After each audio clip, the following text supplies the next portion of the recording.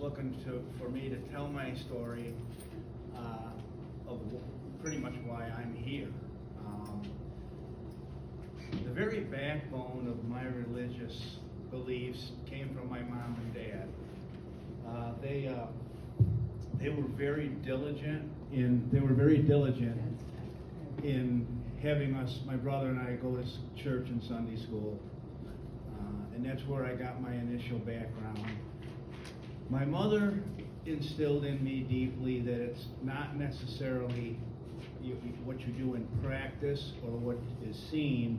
She instilled deeply in me that it's your relationship with God and Jesus Christ that's the important part of it.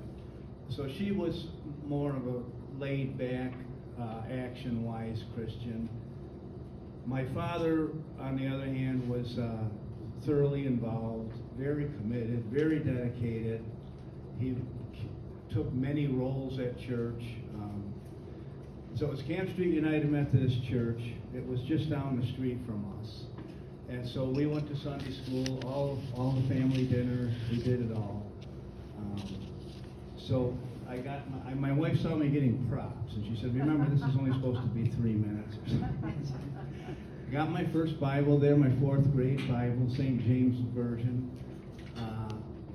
When I was in 4th grade, it was back then, that's the tradition at United Methodist Church. And then it probably, the next Sunday school influence that I had was probably when I was in 5th or 6th grade.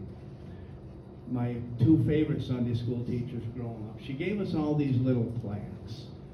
I do not know what ills may come along life's road today. I only know I shall not mind because Christ leads the way. So for over 50 years, this little plaque has followed me around. It's hung in every home I've lived in. It's kept me guided.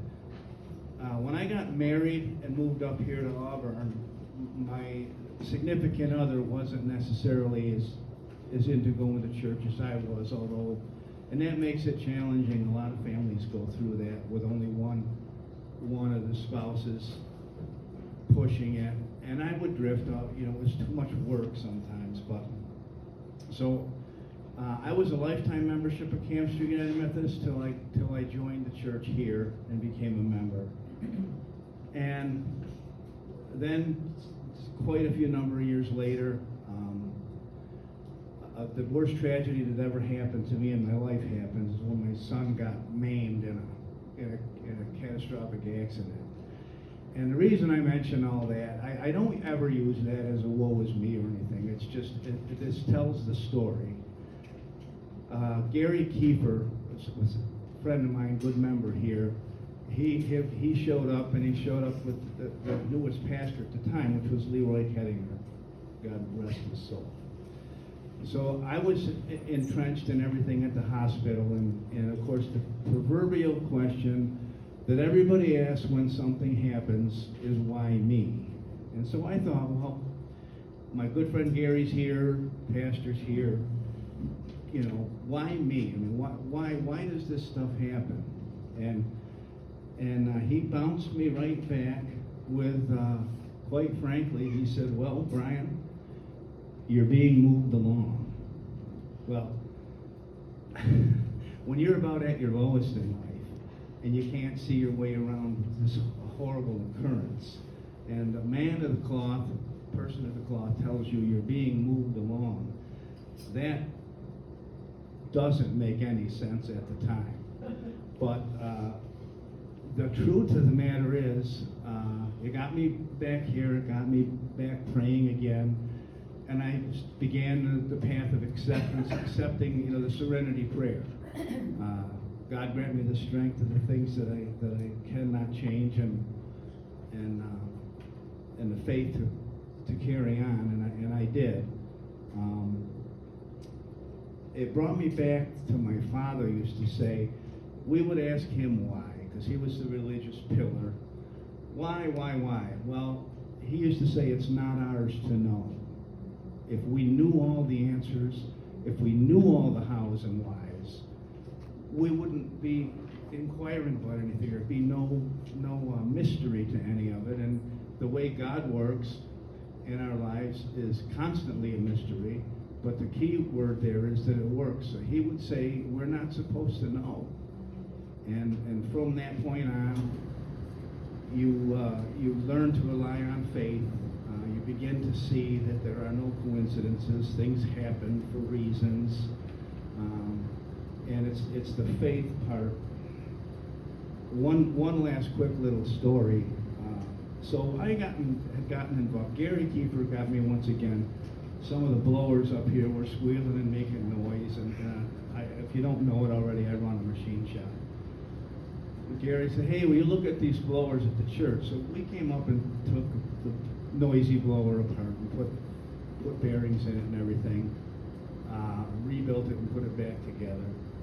And that kind of got me reinitiated, and I got on. They got me on trustees, and I am kind of a hands-on worker guy. I'm not a big meeting guy, but I kind of enjoyed that role. But it got to be too much, where I was kind of overwhelmed with different viewpoints, financial things, big building to be responsible for,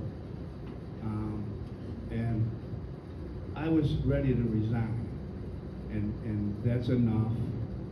Of course, not unlike what you hear about with all the presidents and everything, I had records at home from here in my office. So I come down here one evening, and I'm putting them where they belong in the filing cabinet, and trying to find the right folders and get things where they belong. And I'm telling you, I've told this story before. I opened one of the filing cabinet drawers, and a folder laid open, and it was a boiler inspection report. Well, my father was a boiler inspector, and 15 years or so prior to that, I never knew he'd ever even been in Auburn, but apparently he got assigned inspecting the boilers here at this church, and I saw his signature and I froze. There's no way that folder could flop open at that moment in time when I was at another one of my lows. And that's my story.